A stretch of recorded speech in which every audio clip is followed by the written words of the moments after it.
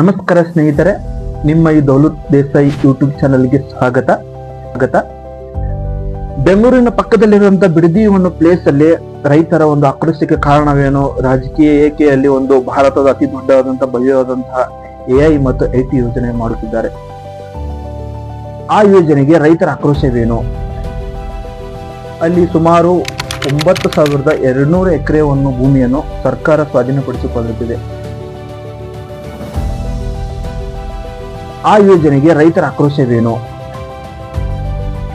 ಒಂದು ಕಡೆ ಜಾಗತಿಕ ಮಟ್ಟದ ಹೂಡಿಕೆದಾರರು ಭವ್ಯವಾದಂತಹ AI ಮತ್ತು IT ಯೋಜನೆ ಆಕರ್ಷಕವಾದರೆ, ಇನ್ನೊಂದು ಕಡೆ ರೈತರ ಒಂದು ಕಣ್ಣೀರಿನ ಒಂದು ಕಥೆಯಾಗಿದೆ.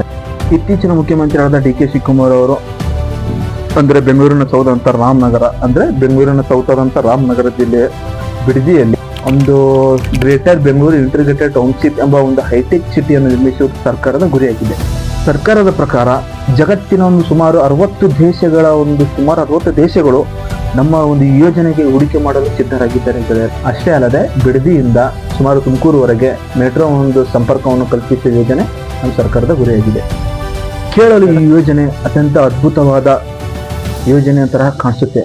ಬಟ್ ಸರ್ಕಾರ ಈ ಯೋಜನೆಯು ಸುಮಾರು 9,600 ಎಕರೆ ಭೂಮಿಯ ಫಲವತ್ತಾದ ಭೂಮಿಯನ್ನು ರೈತರಿಂದ ಸ್ವಾಧೀನಪಡಿಸಿಕೊಳ್ಳಲು ಸರ್ಕಾರವು ಮುಂದಾಗಿದೆ. ಬಿಡದಿ ಸುತ್ತಮುತ್ತಲಿನ ಒಂದು ಕೃಷಿ ಭೂಮಿಗಳು ಯೋಗ್ಯವಲ್ಲ ಅಂತ ಸರ್ಕಾರ ನೋಟಿಸ್ಕೊಡಿದೆ. ಬಟ್ ಅಲ್ಲಿ ನೋಟಿಸ್ಗೆ ಒಂದು ಕೆಂಗೇರಿ ಮೂರಿಯಿಂದ ಬರುವ ನೀರು ಕೆಲವೊಂದಿಷ್ಟು ಭೂಮಿಗಳು ಅಷ್ಟೇ ಹಾನಿಕರ ಆಗಿದೆ, ಇನ್ನು ಕೆಲವೊಂದಿಷ್ಟು ಭೂಮಿಗಳು ಒಂದು ಫಲವತ್ತಾದ ಕೃಷಿ ಭೂಮಿಯಾಗಿದೆ.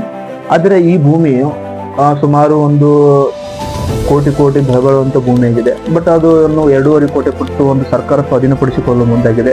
ತಲತಲಾಂತರದಿಂದ ನಮ್ದು ಕೃಷಿ ನಡೆಸುತ್ತಿದ್ದ ರೈತರು ಎಲ್ಲಿಗೆ ಹೋಗಬೇಕು ಅಂತ ಅವರ ಖಂಡಿತ ಪ್ರಶ್ನೆ ಆಗಿದೆ.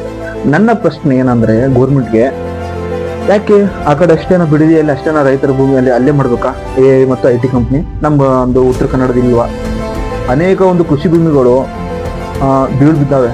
ಬನ್ನಿ ಸರ್, ಈ ಕಡೆ ಬನ್ನಿ ನೋಡಿ, ಈ ಕಡೆ ಬನ್ನಿ ಮಾಡಿ. IT ಕಂಪ್ನಿಗಳು ನಮ್ಮ ಉತ್ತರ ಕರ್ನಾಟಕ ಸ್ನೇಹಿತರ ಈ ಬಿಡದಿ ಸಿಟಿ ಬಗ್ಗೆ ಯೋಜನೆ ಆಗಲಿ, ಈ ರೈತರ ಪ್ರತಿಭಟನೆ ಬಗ್ಗೆ ನಿಮ್ಮ ಒಂದು ಅಭಿಪ್ರಾಯ ಏನು ಹೇಳಿದ್ರೆ ಕಮೆಂಟ್ ಬಾಕ್ಸ್ ಅಲ್ಲಿ ತುಂಬಿಸ್ಬಿಡಿ. ಸರ್ಕಾರ ರೈತರ ಪರ ನಿಲ್ಲಬೇಕಾ ಅಥವಾ ಅಭಿವೃದ್ಧಿ ಪರ ನಿಲ್ಲಬೇಕಾ ಗೆಳೆಯರೆ? ತಪ್ಪದೆ ಕೆಳಗೆ ಕಮೆಂಟ್ ಮಾಡಿ ತಿಳಿಸಿ ಗೆಳೆಯರೆ. ನಿಮ್ಗೆ ಇಷ್ಟವಾದರೆ ಲೈಕ್ ಮಾಡಿ, ಶೇರ್ ಮಾಡಿ, ಹಂಗೆ ಯೂಟ್ಯೂಬ್ ಚಾನಲ್ ಇದ್ದರೆ ಸಬ್ಸ್ಕ್ರೈಬ್ ಮಾಡಿ.